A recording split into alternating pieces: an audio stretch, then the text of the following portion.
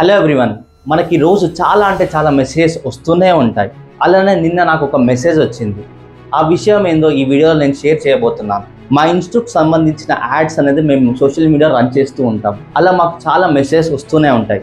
నిన్న ఒక person message చేశాడు, సార్ మీ కోర్స్లో నేను ఇంట్రెస్ట్ ఉన్నాను, మీ ఇన్స్టిట్యూట్ జాయిన్ అవుతాను అని. నేను సరే అని అతనికి డీటెయిల్స్ అనేది షేర్ చేశాను. ఓకే సార్, ఇవన్నీ నాకు ఓకే ఫైన్, నేను జాయిన్ అవుతాను అని మెసేజ్ చేశాడు. నేను ఆఫీస్ లొకేషన్ అనేది పంపాను. అతను నుండి సార్ మీ గూగుల్ పే నెంబర్ ఇస్తారా, నేను అడ్వాన్స్ అనేది పే చేస్తాను అని అన్నాడు. నేను నా గూగుల్ పే నెంబర్ ఏం అవసరం లేదు, మీరు ఆఫీస్కి వచ్చి పే చేయండి సార్ ఆఫ్టర్ ద క్లాస్ అని చెప్పాను. ఏం లేదు సార్, లిమిటెడ్ సీట్స్ ఉన్నాయి కదా, సో దట్ నా సీట్ని నేను రిజర్వ్ చేసుకుంటానని అతను నా గూగుల్ పే నెంబర్ అనేది అడిగాడు. నా నెంబర్ అనేది ఇచ్చాను. ఈరోజు మార్నింగ్ సార్ బై మిస్టేక్లో ఎక్కువ అమౌంట్ అనేది పే చేశాను, ప్లీజ్ నా మనీ రిటర్న్ ఇవ్వండి అన్నట్టు మెసేజ్ చేశాడు. మీరు ఈ స్క్రీన్ షాట్లో చూడొచ్చు.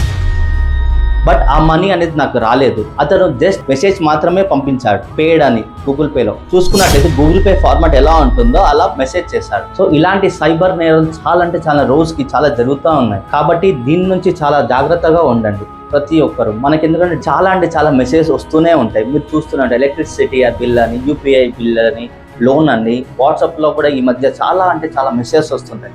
వీటన్ని నుంచి చాలా జాగ్రత్తగా ఉండండి. ఒకవేళ మీరు సైబర్ నేరానికి గురవుతే 1930కి ఫోన్ చేసి కంప్లైంట్ అనేది ఇవ్వండి, సో దట్ వాళ్ళు మీకు హెల్ప్ చేస్తారు. ఇలాంటి ఫ్రాడ్ చాలా అంటే చాలా జరుగుతున్నాయి. చాలా జాగ్రత్తగా ఉండండి. మీ ఇంట్లో పెద్దవాళ్ళు ఉంటే వాళ్ళందరికీ గైడ్ చేయండి, ఫోన్ ఎలా వాడాలి, లింక్స్ అనేది క్లిక్ చేయొద్దు అని చెప్పండి.